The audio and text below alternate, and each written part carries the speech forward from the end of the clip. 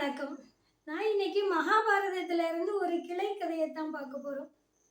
அதாவது வாழ்க்கையில நாம எல்லாருமே என்ன செய்றோம் அப்படின்னா, இந்த வாய்ப்பு கிடைச்சிருந்தா நம்மளுக்கு நல்லா இருக்கும். நம்ம வாழ்க்கையில ஏதோ ஒரு நிலைமைக்கு நம்ம முன்னேறி போயிருக்கலாம்.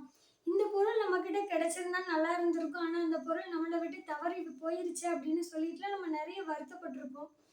என்ன பொறுத்தவரைக்கும் என்ன அப்படின்னா, அந்த பொருள் நம்மகிட்ட கிடைக்கல அப்படின்னா, அந்த பொருளுக்கான தகுதி ஒண்ணு நம்மகிட்ட இல்லாம இருக்கலாம். இல்ல அந்த பொருள் நம்மகிட்ட வராம இருக்கிறதே ரொம்ப நல்லது தான். அந்த மாதிரி தான் நம்ம என்ன செஞ்சுக்கணும் அப்படின்னா, முடிவை எடுத்துக்கணுமே தவிர, அந்த பொருள் நம்மளுக்கு கிடைச்சா தான் நம்மளோட வாழ்க்கை நல்லா இருக்கும் அப்படின்னு சொல்லிட்டு என்னைக்குமே நம்மளோட எண்ணத்த வைக்கக்கூடாது. அந்த மாதிரியான ஒரு கதைய தான் நாம இன்னைக்கு என்ன செய்ய போறோம் அப்படின்னா, பார்க்க போறோம். வாங்க கதைக்குள்ள அர்ஜுனனும் கண்ணனும் என்ன செய்றாங்க அப்படின்னா, 2 வீரர்களும் சேர்ந்து குதிரை பயணம் மேற்கொள்றாங்க. அதாவது வீரமும் வெற்றியும் நிறைந்த ஒரு பயணம் தான் அது. எங்க போறாங்க அப்படின்னா, துவாரகையில இருந்து அஸ்தினாபுரத்துக்கு போறாங்க. 2 பேருமே குதிரை பயணம் மேற்கொள்ளணும் அப்படின்னு முடிவெடுக்கும்போது, துவாரகையில இருந்து அந்த அஸ்தினாபுரத்திற்கு போற வழி எல்லாம் எப்படி இருக்கும் அப்படின்னா, மலைகள், காடுகள், பாறைகள், அப்புறம் பாலைவனங்களால ஆனது தான் அந்த பகுதி எல்லாம். சரின்னு இவங்க முடிவு பண்ணி போறாங்க. கொஞ்ச தூரம் என்ன செய்றாங்க அப்படின்னா, அந்த குதிரையில பயணம் பண்றாங்க. இதுல அர்ஜுனனுக்கு வந்து ரொம்பவே சந்தோஷம். ஏன் அப்படின்னா, தான் கூட வர்றது யார் அப்படின்னா கண்ணன். வீரத்திலயும் சரி, அவனோட விவேகத்திலயும் சரி, ரொம்ப பிடிச்ச ஆளுதான் அப்படின்னு சொல்லி. இருந்தாலும் தன்னோட குரு, தன்னோட தோழன் அப்படின்ற முறையில அவர் கூட பயணம் செய்றதுல அர்ஜுனனுக்கு ரொம்பவே ஒரு சந்தோஷம். சரின்னு இதுல என்ன செய்றாங்க அப்படின்னா, பாலைவனத்த கடந்து 2 பேரும் குதிரையில போய்க்கிட்டு இருக்கும்போது ஒரு இடத்துல இளைப்பாறுறதுக்காக உட்கார்றாங்க. அங்க பாணனும் விரலியும் வராங்க. பாணன் யாரு அப்படின்னா பாட்டு பாடுறவங்க. அவங்க வந்த உடனே இதுதான் அர்ஜுனன், இதுதான் கண்ணன் அப்படின்னு சொல்லிட்டு அவங்களுக்கு தெரியல. உடனே அவங்க அந்த விரலி கேட்குறாங்க, எங்கப்பா போறீங்க இந்த பாலைவனத்தை கடந்து அப்படின்னு கேட்கும்போது, அதுக்கு கண்ணன் அவங்க சொல்றாங்க, நான் வந்து இந்த மாதிரி அஸ்தினாபுரத்திற்கு போறேன் அப்படின்னு சொன்ன உடனே அந்த அம்மா முகம் சட்டுன்னு என்ன செஞ்சுட்டு அப்படின்னா ஒரு மாதிரி புன்னகையில சொல்றாங்க, ஓ! நீங்க வந்து கொடையாளி கர்ணன் அங்க தானே இருக்காரு. அவர தான் பார்க்க போறீங்களா? அப்படின்னு சொல்லும்போது, ஆமா அப்படின்னு கண்ணன் சொல்லும்போது, அவரோட கொடைத்தன்மைய புகழ்ந்து பாடவே முடியாது. அ எங்க இருந்தாலும் நீடூடி வாழணும் அப்படின்னு சொல்லிட்டு வாழ்த்துறாங்க. இத கேட்டோனே அர்ஜுனனோட முகம் என்ன செஞ்சுட்டு அப்படின்னா, கொஞ்சம் சுருங்கி போச்சு. ஏன்னா அவங்க வந்து கர்ணன புகழ்ந்து பாடுறாங்க அப்படின்னு சொன்னோனே. சரின்னு அந்த இடத்துல இருந்து விடைபெற்று என்ன செய்றாங்க அப்படின்னா, 2 பேரும் மறுபடியும் குதிரை பயணமா என்ன செய்றாங்க அப்படின்னா, இந்த பாலைவனத்துல இருந்து அடுத்து வந்து காடு ஆரம்பிக்கக்கூடிய ஒரு இடம். அந்த இடத்துல சில வணிக கூட்டங்கள் அங்கிருந்து வராங்க. உடனே இவங்கள பார்த்துட்டு 2 பேரும் வந்து சிறந்த வீரர்களா தெரியுறீங்க. அரச குடும்பமாவும் தெரியுது அப்படின்னு சொல்லிட்டு வணக்கத்த தெரிவிக்கிறாங்க. தெரிவிச்சுட்டு அவங்க கொண்டுட்டு வந்த சாப்பாட இவங்க என்ன செய்றாங்க அப்படின்னா, அந்த இடத்துல சேர்ந்து சாப்பிடுறாங்க. ஆ சரின்னு சொல்லிட்டு அவங்க பேச ஆரம்பிக்கிறாங்க. "எங்க போறீங்க நீங்க? ச வீரர்களா தெரியுறீங்களே, எங்க போறீங்க?" அப்படின்னு கேட்கும்போது, "நாங்க வந்து அஸ்தினாபுரத்திற்கு போறோம்" அப்படின்னு. "ஓ! அஸ்தினாபுரத்திற்கா? அங்க தானே அங்க நாட்டு மன்னரான கர்ணன் இருக்கான். அவர போய் நீங்க பார்க்க போறீங்களா? நீங்கலாம் பெரிய ஆட்கள். அதனால நேரடியா போய் பார்த்துருவீங்க. நானும் ரொம்ப நாளா இந்த கொடையாளிய வந்து நான் நேரா பார்க்கணும்னு நினைக்கிறேன். ஆனா எனக்கு அந்த வாய்ப்பு கிடைக்கல. நீங்க நிறைய ஏதோ புண்ணியம் பண்ணியிருக்கீங்க. அதனால தான் அவர இந்த மாரி நேரா சந்திக்கிற வாய்ப்பெல்லாம் உங்களுக்கு கிடைச்சிருக்கு."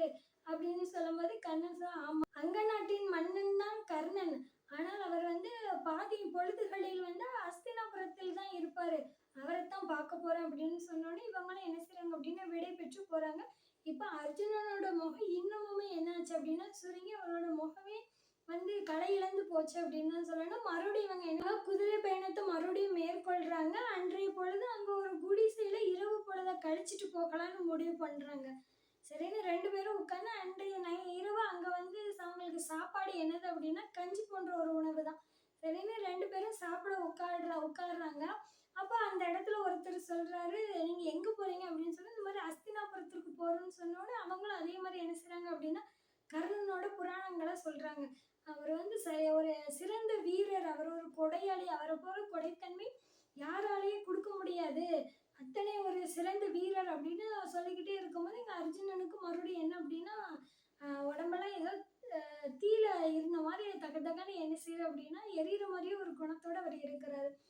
சரின்னு அப்போ ஒருத்தர் சொல்றாரு, நீ இந்த மாதிரி நம்ம சாப்பிடுற சாப்பாடே மாரி ஒரு அமிர்தத்த கர்ணன் எங்களுக்கு எங்களுக்கு கொடுத்தாரு பாருங்க, அது போல ஒரு அமிர்தத்தை வந்து நாங்க சாப்பிட்டதும் கிடையாது, இனி சாப்பிட போறதும் கிடையாது. அத்தனை ஒரு அழகான ஒரு கஞ்சி எங்களுக்கு கொடுத்தாரு பாருங்க அப்படின்னு சொல்றாரு.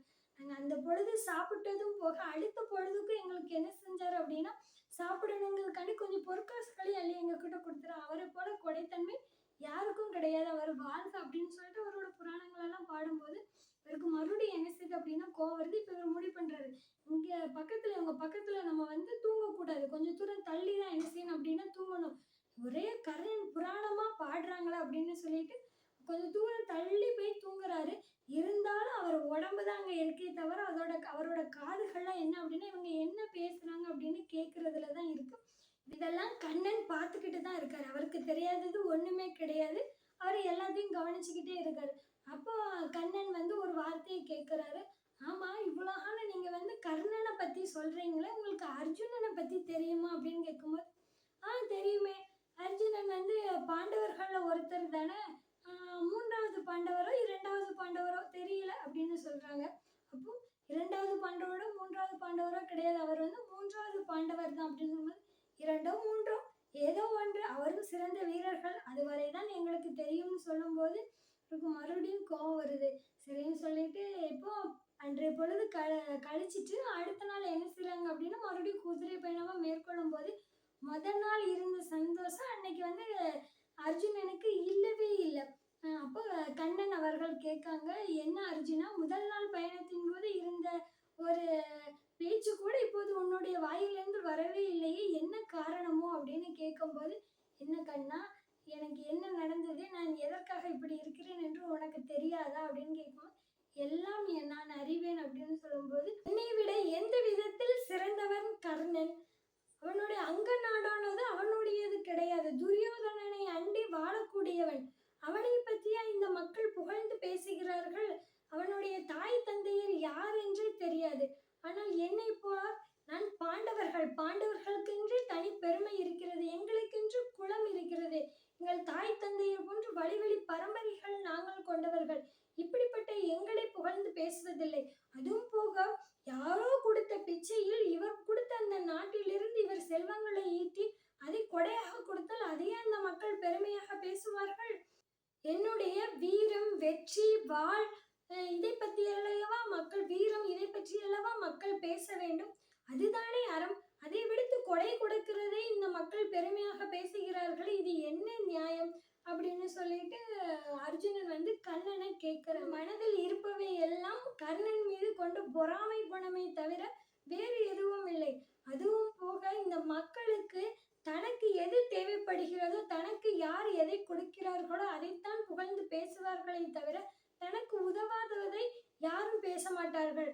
யாருக்கோ ஒருவருக்கும் உன்னுடைய வீரமும் வெற்றியுமா முக்கியம், அவர்கள் வேளை உணவுக்காக அவர்களுக்கு கிடைக்கிறதா, அவருக்காக ஏதாவது தேவைப்படுகிறதா, அதைத்தான் புகழ்ந்து பேசுவார்களே தவிர வேற எதையும் பேச போறது கிடையாது.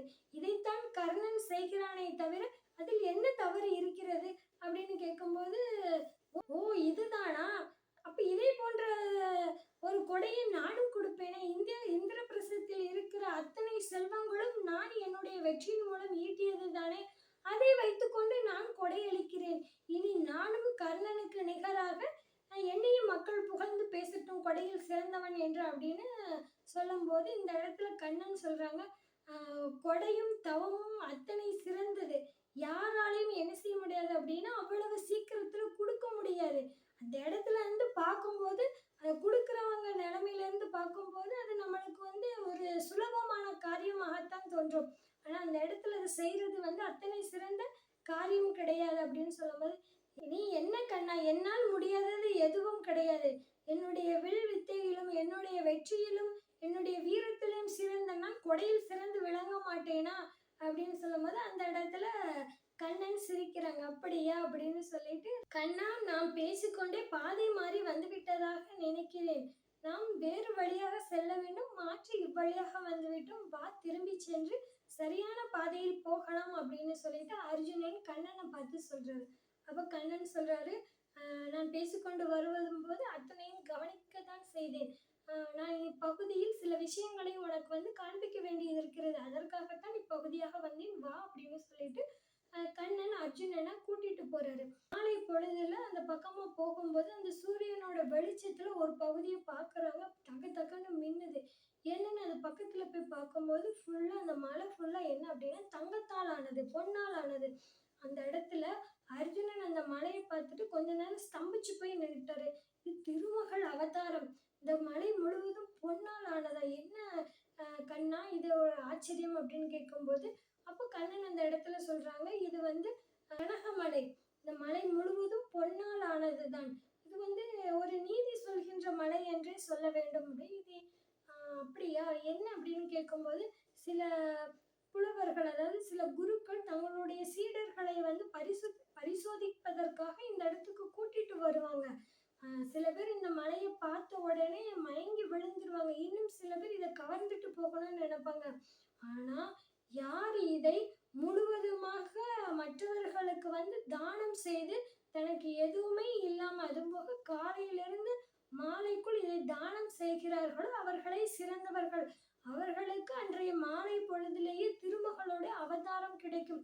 அவர்கள்தான் தலை சிறந்தவர்கள் அப்படின்னு அந்த குரு வந்து சொல்லியிருப்பாரு.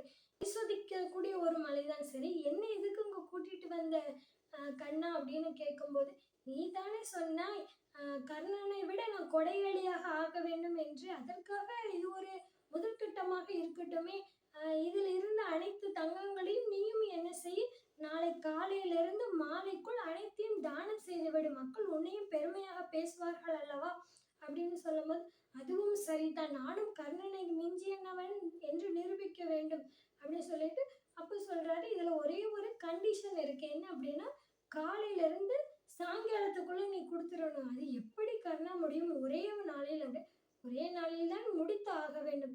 காலையிலிருந்து மாலைக்குள் முடிக்க வேண்டும். அதுவும் போக இந்த மலை வந்து நீ எல்லார்கிட்டையும் வந்து கொடுக்க முடியாது. ஏன் அப்படின்னா, அவர்கள் என்ன பயன்பாட்டிற்காக பயன்படுத்த போகிறார்களோ அதை தெரிந்து கொண்டுதான் நீ இதை வந்து அவர்களுக்கு தானம் செய்ய வேண்டும் அப்படின்னு சொல்றாரு. அப்படியா? அவர்களுடைய பயன்பாடு உனக்கு தெரிந்திருக்க வேண்டும். என்ன பயனுக்காக அதை வந்து வாங்குகிறார் என்று அப்படின்னு. இவர் என்ன சரி சொன்ன உடனே நான் எல்லாம் கரெக்டாக முடிச்சிருவேன். எந்த நேரம் தான் கொஞ்சம் கம்மியாக கொடுத்துட்டீங்க அப்படின்னு சொல்லிட்டு பேசிட்டு பேசலாம். என்ன செய்கிறாரு அப்படின்னா, ஒரு கோடாரி எடுத்து அந்த மலையை கொஞ்சம் கொஞ்சமாக வெட்டுறாரு. அப்போ கண்ணன் அந்த இடத்துல என்ன அர்ஜுனா செய்கிறாய் அப்படின்னு கேட்கும்போது, இது முழுசையும் யார்கிட்ட கொடுக்க? இதை கொஞ்சம் கொஞ்சமாக வெட்டி இந்த இடத்துல ஒரு கும்ஸெல்லாம் நம்ம வச்சோம் அப்படின்னா யாருக்கு தேவையோ அவங்க எடுத்துட்டு போயிடுவாங்கல்ல அப்படின்னு சொல்லும்போது, கொஞ்சம் கொஞ்சமாக வெட்டி என்ன செய்கிறாரு அப்படின்னா தனித்தனியாக வைக்கிறாரு. வச்சுட்டு அதுக்கு பக்கத்துல ஒரு பதாகை வைக்கிறாரு.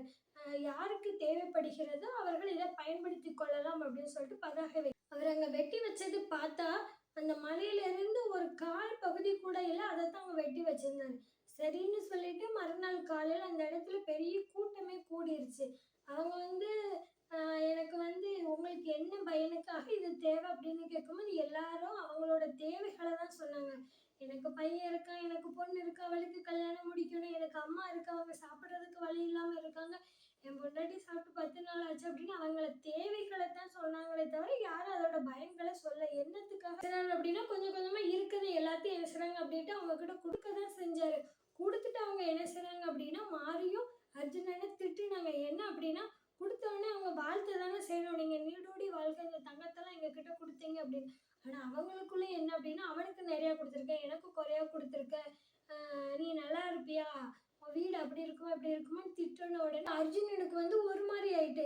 என்ன கண்ணாட்ட போய் நேராகவே, கண்ணா என்ன ஆச்சு, நான் வந்து கொடை தானே கொடுத்தேன், இந்த மக்கள் ஏன் என்னை திட்டுறாங்க அப்படின்னு சொல்லும்போது, நீ அவளை என்ன பயன்பாட்டிற்காக தேவைப்படுதுன்னு நீ ஃபஸ்ட்டு பார்த்துருக்கணும், நீ பார்க்கல. அது பார்க்காம இருக்கிறதன் விளைவாகத்தான் இது. அதுவும் போக உன்னால் இந்த முழு மலையையும் யாருக்கும் கொடுக்க முடியல. நான் தான் முதல்ல சொன்னோம்ல, கொடை கொடுக்கறதுன்றது எல்லாராலையும் அவ்வளோ சீக்கிரத்தில் முடியாது. அதனால நீ முன்னக்கூட்டியே யோசிச்சிருக்கணும் அப்படின்னு சொல்லும்போது, என்னை மன்னித்து விடு அப்படின்னு சொல்லிட்டு, என்னால் இது முடியலை தான் அப்படின்னு சொல்லிட்டு அந்த இடத்துல இருந்து சரின்னு கிளம்ப போகிறாங்க. அந்த இடத்துல கிளம்பி போகும்போது மறுபடியும் அர்ஜுனன் கண்ணனோட காலை பிடிச்சிட்டு, கண்ணா எனக்கு ஒரே ஒரு ஆசை தான் அப்படின்னு. என்ன ஆசை என்ன எனக்கு புரிஞ்சிட்டு, உனக்கு இப்போ என்ன, இந்த இடத்துல கர்ணன் இருந்தால் என்ன செஞ்சிருப்பான் இந்த மலையை, இதுதானே உனக்கு தெரியணும். சரி, அதையும் நானே செயல்படுத்தி காட்டுறேன்னு சொல்லிட்டு என்ன செய்றாரு அப்படின்னா, இவங்க 2 பேரும் எதர்ச்சியாக போகும்போது எதிர்த்தாப்புல என்னாச்சு அப்படின்னா, கர்ணன் அவரோட குதிரையில் வாராரு. அப்போ என்ன கர்ணா இந்த பக்கமாக அப்படின்னு வந்து கண்ணன் கேட்கும்போது, என்னன்னு எனக்கு தெரியல. காலையிலேருந்தே ஒரு பயணம் மேற்கொண்டா என்னன்னு தோணுச்சு அப்படின்னு. இது எல்லாமே யாரோட செயல்? கண்ணனோட செயல். ஏன்னா கண்ணனால முடியாதது எதுவுமே கிடையாது. சரி என்ன அப்படின்னு, எனக்கு வந்து நீ ஒரே ஒரு உதவி பண்ண வேண்டும் அப்படின்னு சொல்லிட்டு கண்ணன் வந்து கர்ணன் கிட்ட கேட்குறாரு. என்ன அப்படின்னு கேட்கும்போது, இந்த பக்கத்துல ஒரு கனகமலை இருக்கு. அதுல இருக்கிற பொண்ணெல்லாம் என்ன செய்யணும் அப்படின்னா, தானம் பண்ணணும். உன்னால முடியுமா? அப்படின்னு. என்னால முடியாதது எதுவும் கிடையாது அப்படின்னு சொல்லிட்டு அந்த இடத்துல என்ன செய்றாரு அப்படின்னா பார்க்காரு. பார்த்துட்டு அந்த இடத்துல என்ன செய்றாரு, இவரு வந்து அத வந்து பெருசாவே நினைக்கல. அது ஒரு பெரிய தங்க மலை. அர்ஜுனன் வந்து மலை அப்படின்னு சொல்லிட்டு பிரமிச்சு போய் நின்ன அளவுக்கு கர்ணன் வந்து அந்த இடத்துல பிரமிச்சு போய் நிக்கல. என்ன செய்றாரு அப்படின்னா, அந்த இடத்துல கால் வச்சு மிதிக்கிறாரு.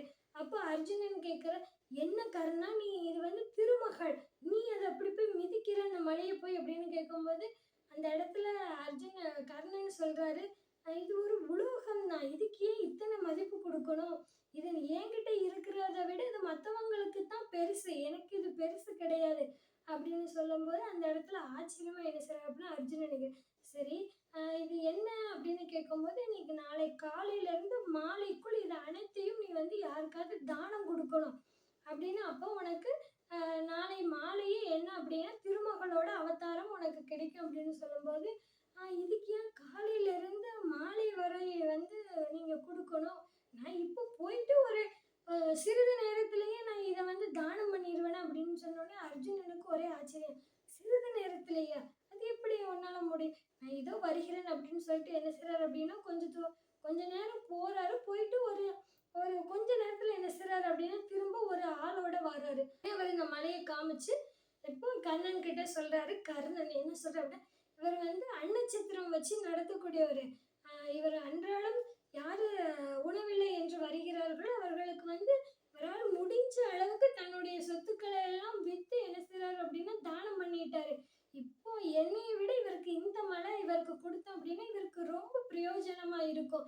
இன்னும் யாராவது அன்னம் கேட்டு வந்தால் இவர் தயங்காமல் இதை வைத்துக்கொண்டு சத்திரம் நடத்த இது உதவியாக இருக்கும்.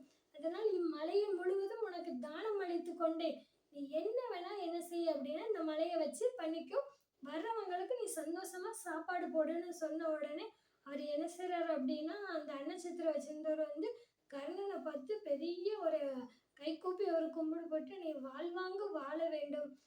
நான் வந்து இவ்வளோ கஷ்டத்துலயும் வந்து எப்படிடா வர்றவங்கள சில சில சமயம் வந்து சாப்பாடு இல்லைன்னா சில பேரை நான் வந்து போக சொல்லியிருக்கேன். அந்த சமயத்துலலாம் எனக்கு வந்து ரொம்ப கஷ்டமா இருக்கும். ஏன்னா இனிமே யார் வந்தாலும் என்னுடைய அன்னச்சித்திரத்துல வந்து சாப்பாடு இருக்கும்.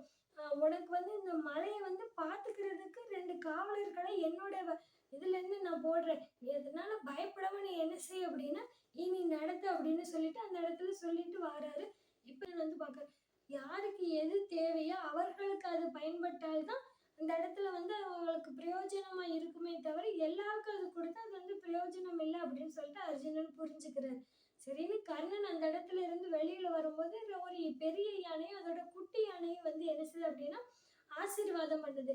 அப்ப அந்த இடத்துல ஆசீர்வாதம் பண்ணிட்டு போன உடனே இந்த இடத்துல வந்து கண்ணன் கேட்கிறாரு கர்ணனை பார்த்து, "இது திருமகள் ஆசீர்வாதம் தான். உனக்கு புரியுதா கர்ணா?" அப்படின்னு. "எனக்கு எல்லாம் தெரிந்தது." "எப்படி தெரிந்தது?" "அத வந்து ஆசீர்வாதம் பண்ணும்போதே நான் எல்லாத்தையும் புரிஞ்சுக்கிட்டேன்." அப்படின்னு. "சரி, கடவுள்கிட்ட வேண்டும்போது ஏதாவது வேண்டணுமே, நீ என்ன வேண்டிக்கிட்ட கர்ணா?" அப்படின்னு கேட்கும்போது, "இன்னும் கொடையளிப்பதற்கு எனக்கு எல்லாவற்றையும் செய்வதற்கும் மனதைரியத்தை கொடு" அப்படின்னு சொல்லிட்டு வேண்டினேன் அப்படின்னு சொன்ன உடனே, அந்த இடத்துல அர்ஜுனன் கர்ணனோட கால்லயே விழுந்துட்டான். கால்ல விழுந்து, "உன்னை போல் கொடை கொடுப்பதற்கு யாராலும் முடியாது. இந்த உலகத்தில் தலை சிறந்த கொடையாளி நீதான். உனக்கு ஈடாக நான் ஆக வேண்டும் என்று நினைத்ததே என்னுடைய முட்டாள்தனம்" அப்படின்னு சொல்லிட்டு அந்த இடத்துல கால்ல விழுந்த உடனே கர்ணன் என்ன செய்றாரு அப்படின்னா, அர்ஜுனனை தூக்கி விட்டு, "நீ என் சகோதரனை போன்ற" 2 பேரும் ஆற தழுவிக்கிறாங்க. கதை இதோட முடிஞ்சிட்டு. நான் உங்கள அடுத்த கதையில சந்திக்கிறேன். வணக்கம்.